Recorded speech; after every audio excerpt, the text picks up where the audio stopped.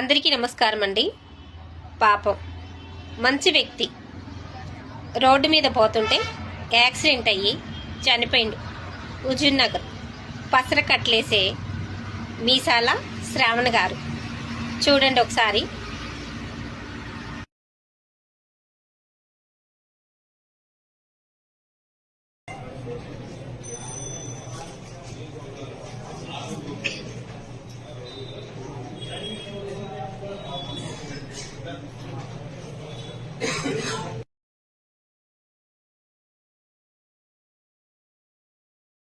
చూసారండి, బయటికి వెళ్ళిన మనిషి ఇంటికి వచ్చేదాకా కూడా గ్యారెంటీ లేదు.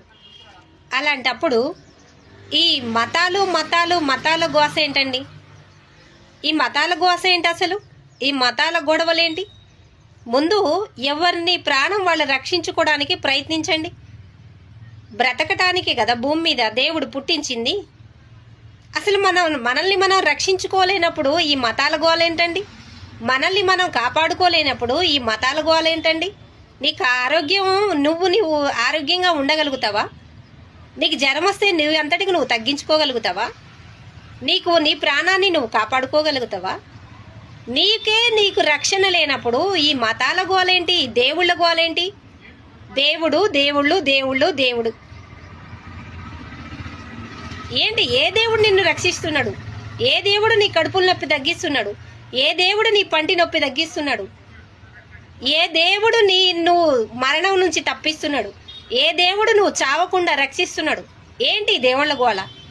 బయటికి వెళితే నువ్వు ఇంటికి పోయేది కూడా గ్యారంటీ లేనప్పుడు ఈ దేవుళ్ళ గోలేంటి?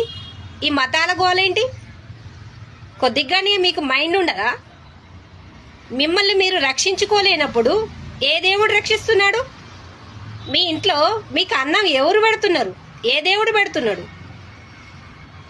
బజార్లు అమ్మటి పోకిర్లుగా తిరుగుకుంటూ పోరంబోకి వ్యవహారాలు వేసుకుంటూ ఆ దేవుళ్ళు ఈ దేవుళ్ళు ఏదో పెద్ద గొప్పగా కాలర్లు ఎగరేసుకుంటూ సిగ్గులేదు అసలు జనానికి. దేవుళ్ళు ఏ దేవుడు మిమ్మల్ని రక్షిస్తున్నాడు? ఏ దేవుడు మీకు అన్నం పెడుతున్నాడు? ఏ దేవుడు మీరు చావకుండా కాపాడుతున్నాడు? ఏ దేవుడు మీ కుటుంబాన్ని పోషిస్తున్నాడు? ఏ దేవుడు మీ కంటికి రెప్పలా కాస్తున్నాడు? కొద్దిగా ఆలోచించారా? బుద్ధి జ్ఞానం లేకుండా లేస్తే దేవుళ్ళు భారతానంట కాపాడుతున్నారంట. వీళ్ళు భారతదేశాన్ని కాపాడుతున్నారంట. ఏంది అది నాకు చెప్పడం గుర్తు రావట్లేదు. ఏ మనుషులండి మీరు? ఛీ!